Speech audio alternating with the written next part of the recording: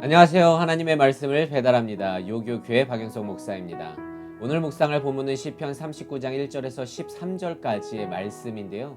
제가 1절에서 7절까지의 말씀을 봉독하고 함께 묵상하도록 하겠습니다.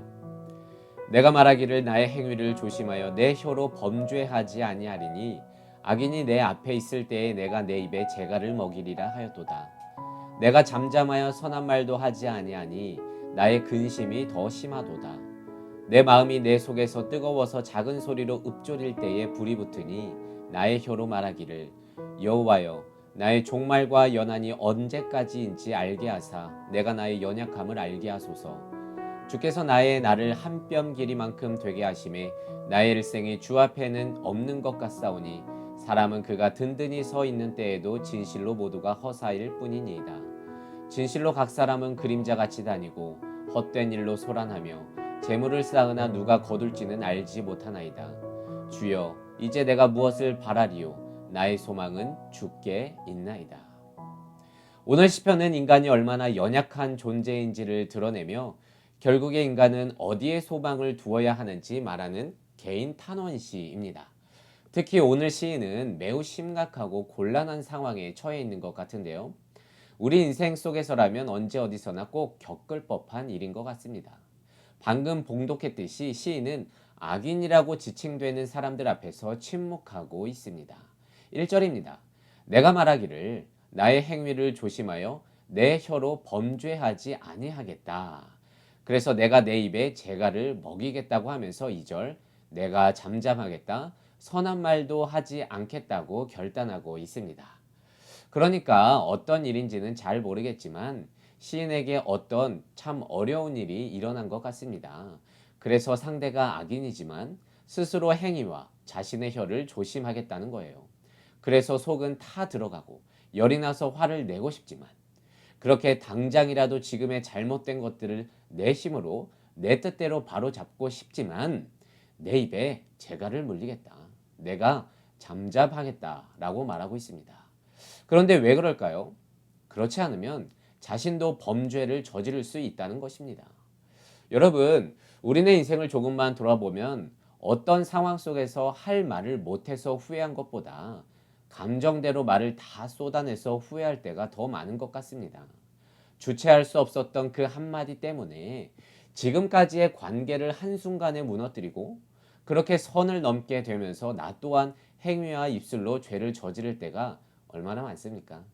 분명 당시에 나는 정답이었지만 순식간에 오답이 되고 마는 그만큼 우리는 연약한 존재라는 것을 깨닫게 될 때가 참 많았던 것 같습니다.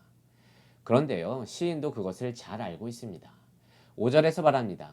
사람이 든든히 서 있는 때에도 모두 허사이다. 6절 진실로 각 사람은 그림자 같고 헛된 일로 소란하다. 그런데 생각해 보세요. 시인은요, 다윗입니다. 모든 것을 가졌고 사람들에게 칭송받으며 심지어 하나님은 다윗을 향해 내 마음에 합한 자라고까지 했던 자 아니겠습니까?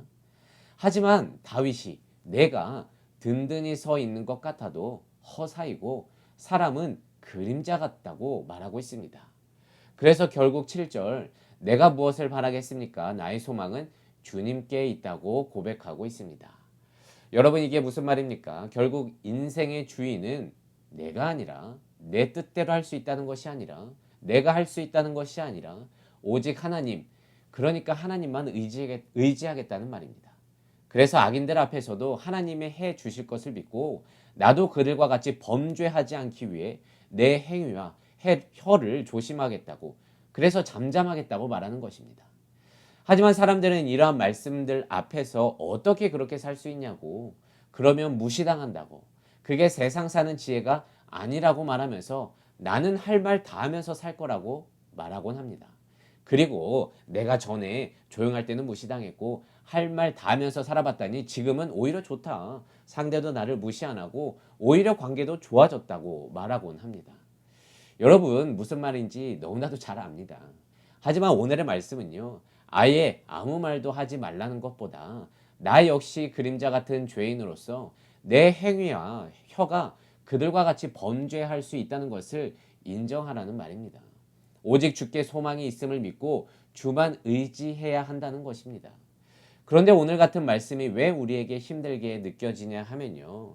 내 믿음의 방향성이 틀어져 있기 때문입니다. 우리 믿음의 최종 목표는 하나님 아니겠습니까?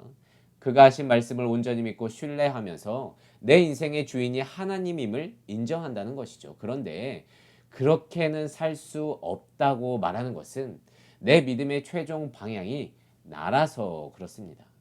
싸움이 나서 범죄할 것 같은 상황일지라도 내가 맞다는 거예요. 잠잠하기 싫다는 거예요. 그런데 여러분, 오늘의 말씀은 다윗이 고백했다는 것을 기억해야 합니다. 그리고 그의 아름다운 고백이 진리의 말씀으로 이 성경에 기록되어 있다면 우리가 한 번쯤은 마음을 가라앉히고 그 말씀에 귀 기울여 내가 그대로 한번 순종해 봐야 한다는 것입니다. 여러분, 우리는 여차하면 죄를 범할 수 있는 그림자입니다. 그래서 소망은 주께 있다는 것입니다. 여러분, 하나님이 하실 것입니다. 그것을 한번 믿고 오직 주께 기도하는 자가 되기를 소망합니다. 그래서 오늘은 이렇게 기도하며 나를 돌아보기를 원하는데요. 하나님, 하나님께만 소망을 둔다는 것은 오직 주의 말씀을 신뢰한다는 것입니다. 때로는 그 말씀이 내게 버겁고 내 경험에 비추어 볼 때 그거는 아니라고 여겨질 때에도 그림자 같은 나를 의지하는 게 아니라 인생의 주인인 하나님만을 의지하는 믿음을 허락하여 주시옵소서. 오직 소망은 주께 있음을 고백하는 자 되게 하여 주시옵소서.